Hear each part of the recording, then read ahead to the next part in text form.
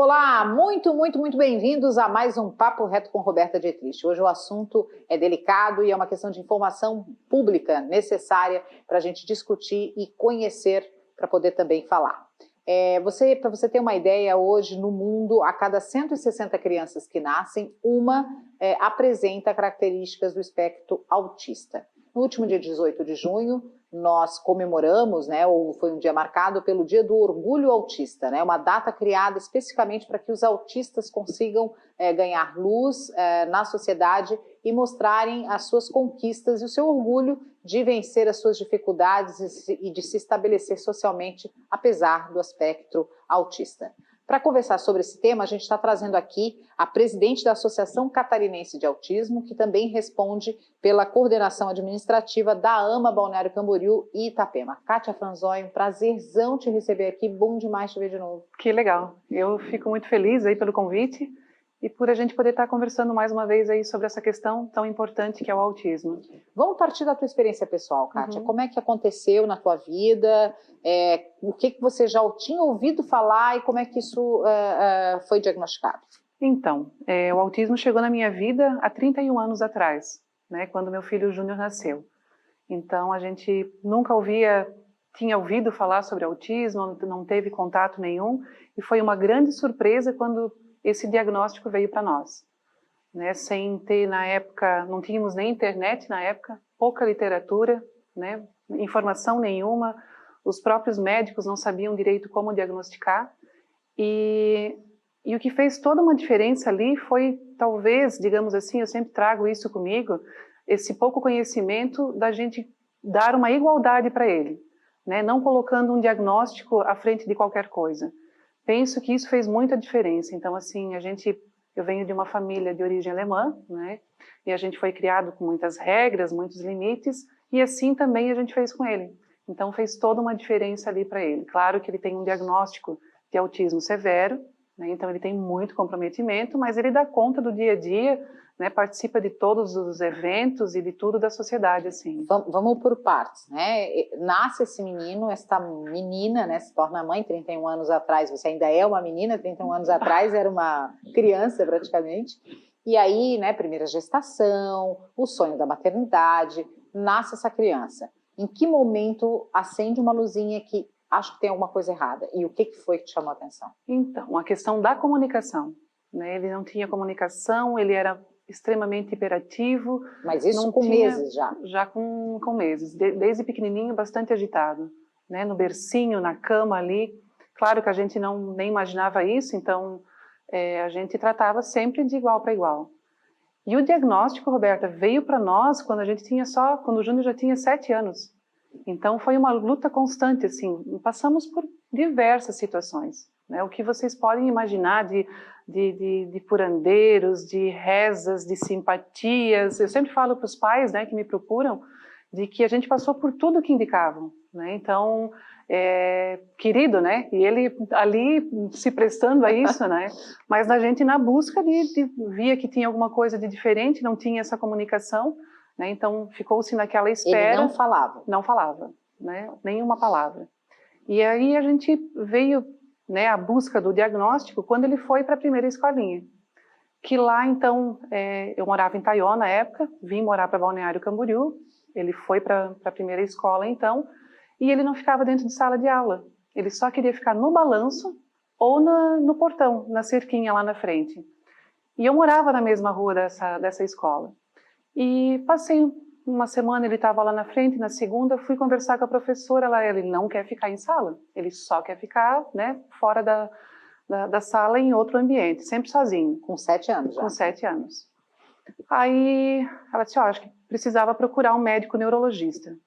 Eu venho de uma cidade do interior, na época a gente só tinha médico, Médico não se falava em especialidade na época, e neurologista, E, enfim, a gente buscou isso, saber onde tinha esse médico, fomos a Florianópolis, onde foi a primeira consulta. Quando entramos no consultório, o médico olhou para ele e falou, opa, mais um autista aqui hoje. Aí eu disse, autista, doutor? Ele, sim, mais um autista. Ele veio, que é uma doença, que não tem cura, que tal. Então nos assustou muito. Quando ele falou isso, eu bloqueei ali naquele momento e não consegui mais prestar atenção em nada do que ele trouxe ali, né? E depois, claro, daí eu fui, né, buscar ter informação do que era isso.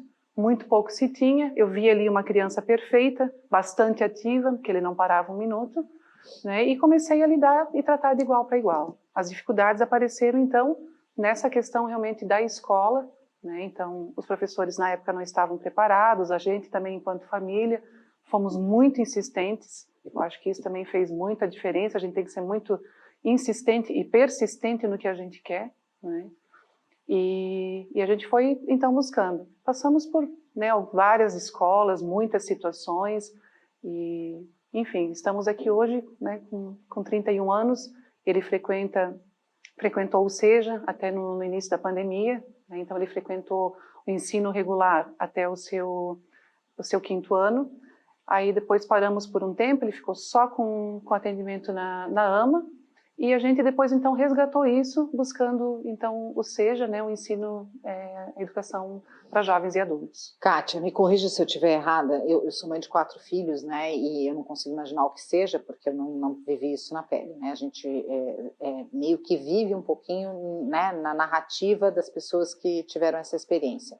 Mas eu acho que uma das coisas mais complexas, quando a gente ouve, e aí também pode ser pré-conceitos, me corrija por favor se eu estiver errada, a primeira vez que eu tive contato com o assunto autista foi final da década de 80, talvez início dos anos 90, num filme chamado Meu Filho, Meu Mundo. Eu até esses tempos atrás procurei, quem souber onde é que eu acho, em qual plataforma de streaming eu vou achar esse filme, eu agradeço. Eu lembro muito claramente que foi um filme que muito me impactou, que era um casal com um filho autista que procurou tratamento também, era um filme americano, em todas as formas, aí achou uma clínica, colocou o filho lá, mas não podia ficar junto, e aí eles meio que entraram numa área proibida e as crianças ficavam em jaulas.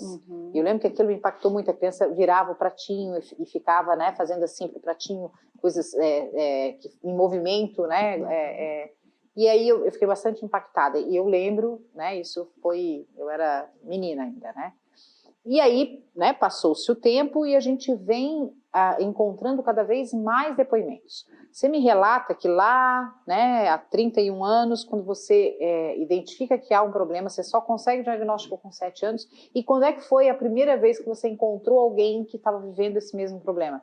Que, né, eu fico imaginando a alegria que deve ser, né? Tipo, ai meu Deus, alguém me entende, sabe do que é, e eu vou ter alguém com quem dividir as angústias e as conquistas. Sim. Foi logo depois desse diagnóstico, a gente foi em busca de profissionais, então, que tinham algum conhecimento, que trabalhassem com educação especial. A gente nem sabia o que era isso, né? E nos deparamos, então, com uma profissional aqui em Balneário Camboriú, que é uma educadora especial, né, a Fabiana Lorenzoni, e ela que nos deu todo esse suporte na época. Então, assim, a gente tem uma amizade até hoje, né, a gente sempre tem trocas, e aí foi ela que nos acolheu naquele momento.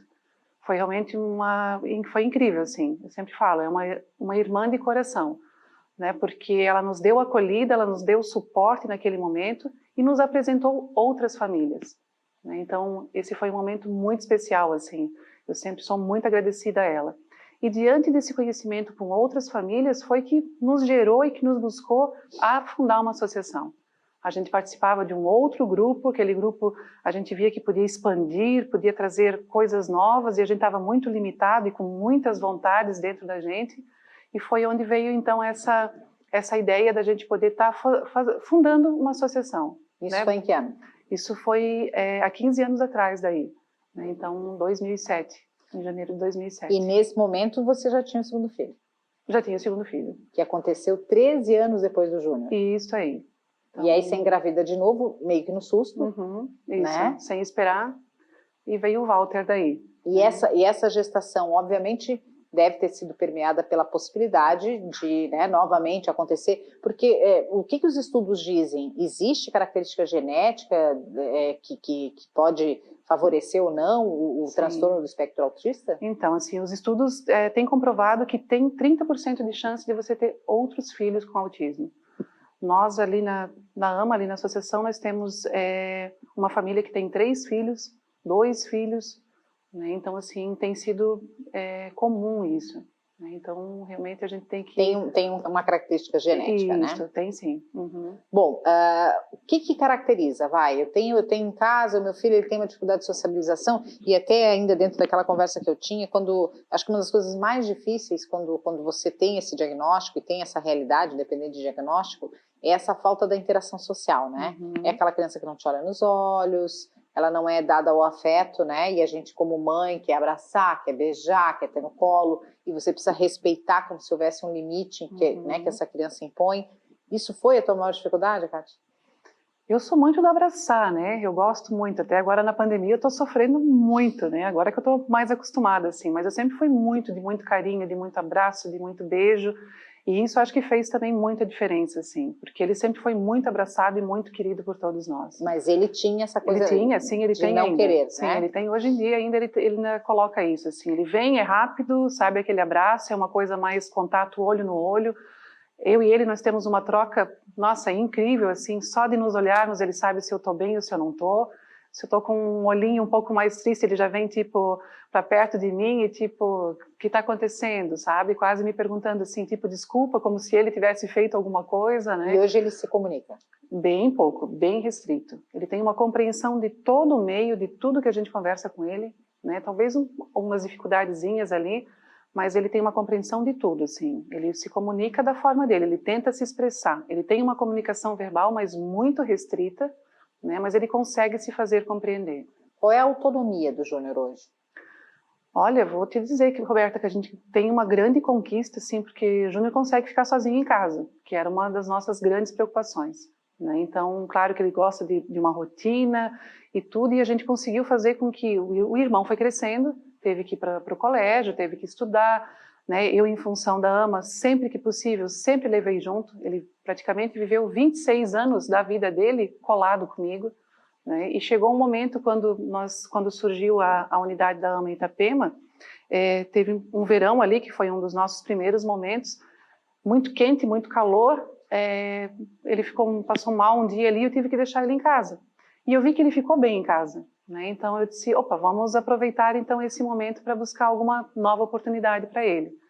E foi onde a gente foi conseguindo colocar isso. Então agora de manhã ele não gosta mais muito de sair, né? Até peço, vamos junto comigo, vamos trabalhar comigo e tal, né? Não, ele quer ficar em casa, ele gosta de ficar ali com as coisinhas dele, sabe? Assistir televisão, caminhar, ele gosta muito de caminhar ainda.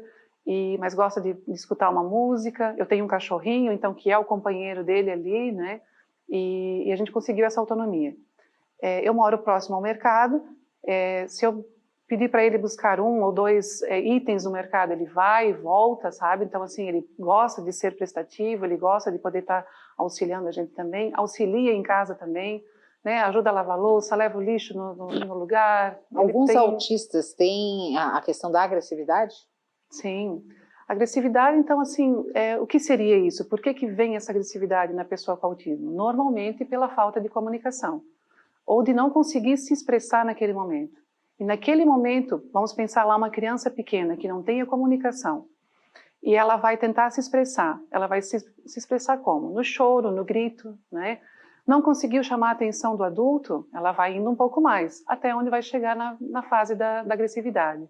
Do tapa, do beliscão, do empurrão, porque é isso que vai estar chamando o contato com o outro. E é isso que às vezes eles estão pedindo ali e a gente não consegue expressar. Então a agressividade vem disso, né? Eles também gostam muito de uma rotina, então essas quebras de rotina sem antecipação também atrapalha muito. Então a gente tem que ter um cuidado, né, nessas questões. Tem que preparar eles, tem que fazer um treino para que eles deem conta dessas questões. E quando se fala em autismo, existem níveis, Kátia? Sim.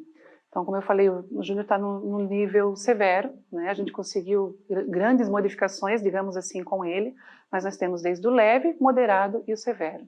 Então, o leve são pessoas que estão, uma grande maioria até no nosso meio, que tem comunicação, mas tem umas dificuldades na questão social, né? Então, outro dia eu estava, minha vida quase é só, amo ir mercado e passa no mercado, né? Eu estava na fila do mercado e chegou um senhor, bateu em mim, eu estava com a camiseta da AMA, dele disse: parabéns pelo trabalho que vocês desenvolvem, né? Eu disse, o senhor acompanha? Ele, sim, ele disse, fazem 15 dias que eu tive um diagnóstico de autismo. E uma pessoa já com 65 anos, Uau. E eu fiquei fascinada, eu disse, me conte a sua história, me conte como é que foi a sua vivência até aqui, né? E daí ele colocou das dificuldades realmente das questões sociais, que é uma questão que acomete a pessoa com autismo. Bom, e essa fala tua coloca, né, até antecipa uma pergunta que é o diagnóstico tardio, né, e é mais comum do que se imagina. Às vezes aquela criança que se torna um adolescente introspectivo, isolado, né, com algumas dificuldades, faltou um diagnóstico ali? Faltou um diagnóstico, acho que faltou um olhar, né? Digamos assim que tem um lado bom nisso, porque daí não se colocou um diagnóstico e não se botou limitações, rótulo, né? E ela conseguiu dar o seu voo ali, mas também acho que é importante, né, dessa pessoa já adulta poder ter esse diagnóstico e trabalhar essas questões, saber se entender, né? Que eu acho que é isso que falta às vezes no ser humano. Bom, no próximo bloco, gente, a gente dá uma parada, uma respirada, e no próximo bloco a Kátia conta como é que é o trabalho da AMA, né? Que tipo de suporte de profissionais estão envolvidos e como você, que de repente tem alguém do espectro autista próximo ou na sua família, pode acessar esta associação e ter esses serviços disponíveis. A gente volta já já.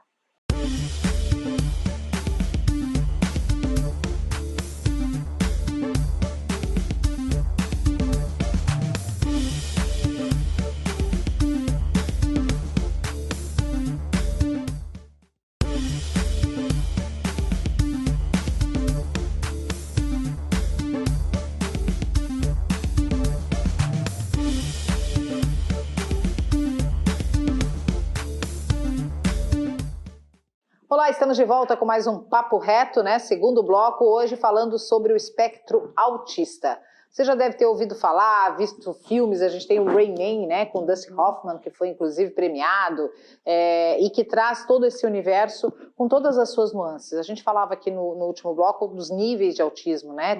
Tem gente que está tendo diagnóstico com 60 anos. E que bom que a AMA é uma entidade que se espalhou aí, Brasil afora, mundo afora, né, nesse formato, para dar essa assistência. Quando você teve esse diagnóstico do seu filho, como você disse, não sabia nem a quem recorrer e como recorrer. Hoje, quem vive isso na sua família, tem essa realidade, conta com que tipo de parceria e ajuda da AMA?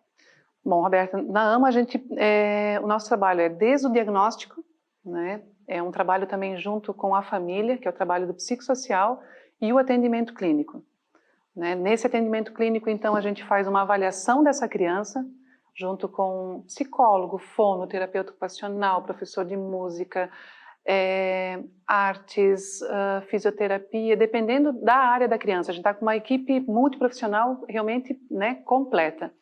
É traçado ali, feita uma avaliação com essa criança, traçado o plano terapêutico dela.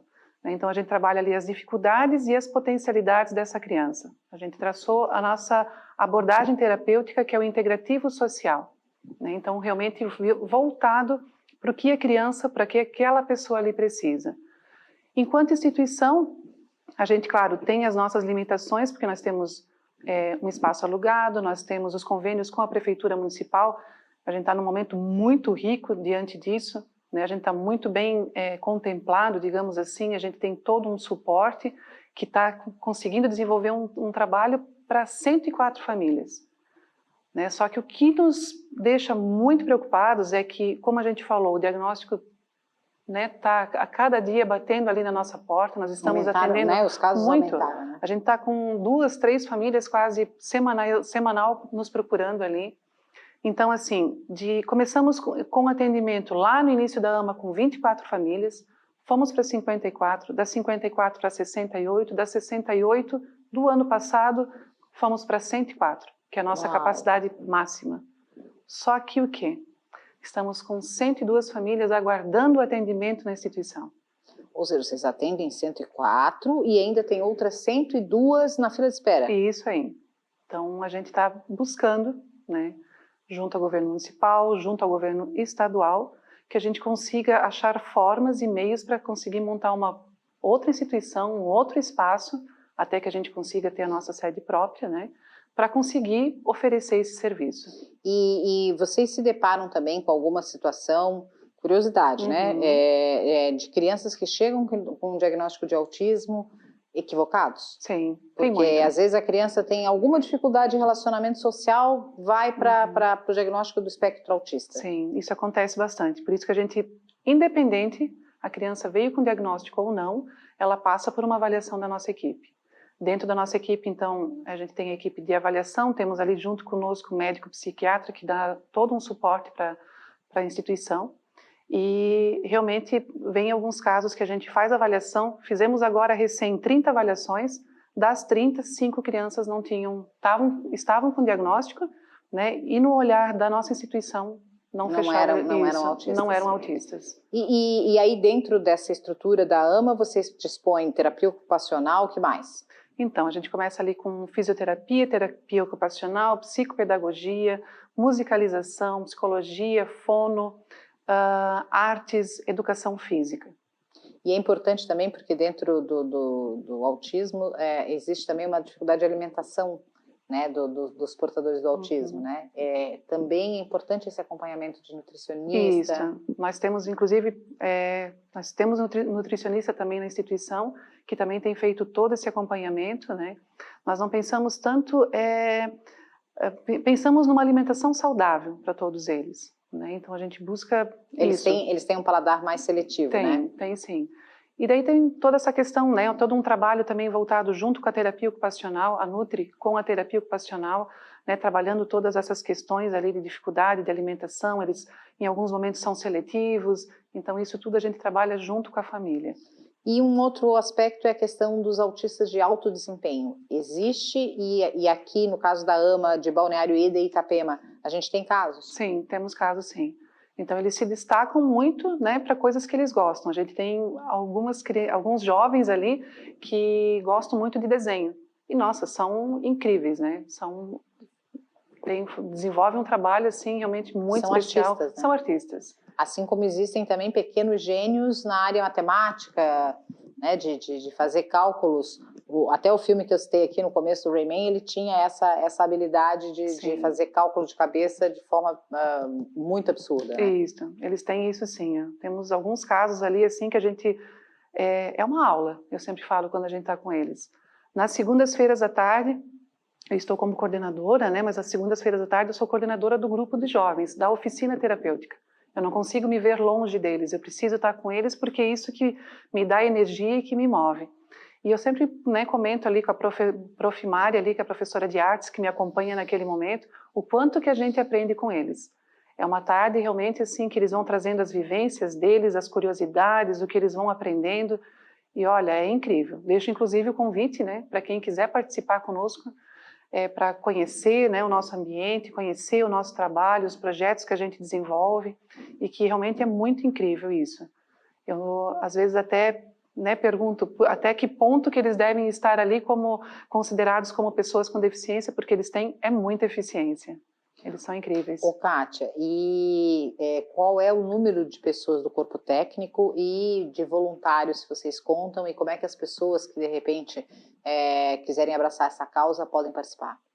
Bom, Roberta, a gente está aqui na AMA de Balneário, nós estamos com 24 colaboradores. Funcionários, né? Funcionários, isso. Que são contratados através dos convênios, né, junto à Prefeitura Municipal, através dos conselhos do município. Nós estamos com 5 convênios aqui com o município, com a educação, saúde, esporte, CMDCA e assistência social. Temos um pequeno convênio também junto à Fundação Catarinense, que é um convênio com o Estado, né, que traz, então, que a gente consegue manter, então, essa equipe. No município de Itapema, nós temos um convênio junto ao Conselho da Criança e do Adolescente, e ali nós temos 11 profissionais. Então, e lá nós atendemos as 62 crianças e também as famílias.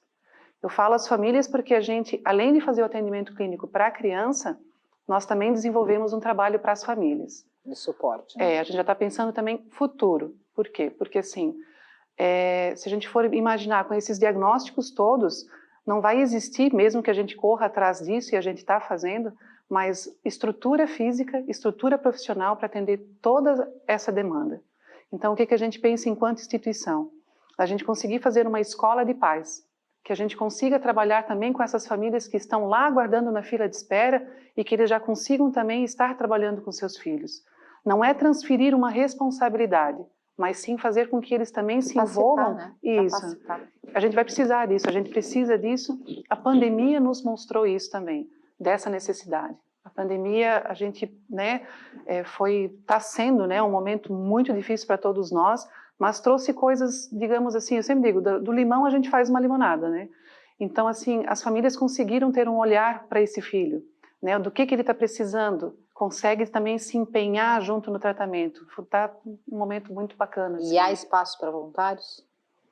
Então, Roberta, voluntários sempre, mas a gente sempre trouxe mais para os momentos de oficinas, momentos, porque como a gente tem, são terapias, né, então o profissional já está... Precisa um corpo técnico realmente especializado. Especializado ali, mas a gente precisa de voluntários, sim, né, nós temos toda uma parte administrativa, né, com muitas cobranças, então a gente precisa desse pessoal para os eventos, pedágios, né, então com certeza, sim, a gente tem ali uma pastinha ali onde tem os nomes dos voluntários e sempre que possível a gente entra em contato e sempre muito agradecido, né, com toda essa parceria dessas pessoas que nos procuram ali.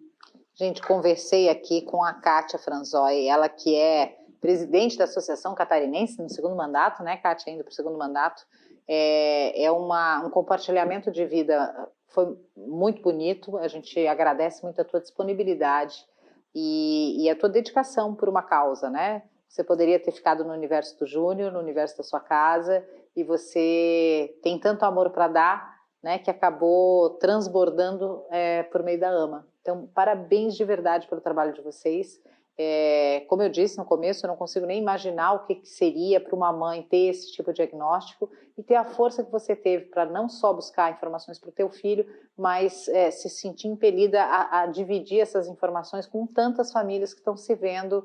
Eu tenho amigos próximos que têm filhos autistas e realmente é um medo, uma angústia, né? Desde, poxa vida, eu nunca vou ser amada para aquela criança, né? Porque a gente, na verdade, idealiza uma forma de demonstração de amor, né? E você mesmo sabe o quanto que o Júnior te ama e o quanto ele se preocupa, né? Que só no olhar vocês dois se entendem. Então, eu acho que é um belo exemplo de vida e eu acho que a gente tem que apoiar. Então, fica aqui o nosso espaço super à disposição para você em tudo que a AMA precisar. E parabéns, viu? Legal, muito obrigada pelo espaço, pela oportunidade. Como eu falei, né, venham nos conhecer, deixo o convite também, né, a hora que conseguires, e também a nossa sociedade, né, a gente não pode esquecer que nós temos os convênios com a Prefeitura Municipal, que mantém a instituição, mas não é só isso que mantém. Então, assim, a gente precisa também dos empresários, da sociedade, que também dê a sua colaboração, façam também a sua parte social e, acima de tudo, deem a oportunidade à pessoa com autismo.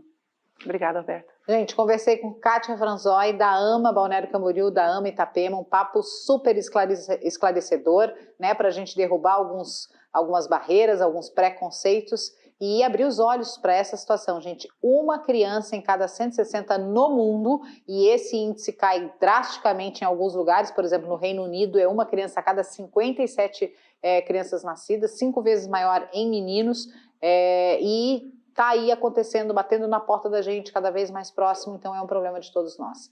Eu adorei o papo, espero que você tenha gostado também. Até a próxima.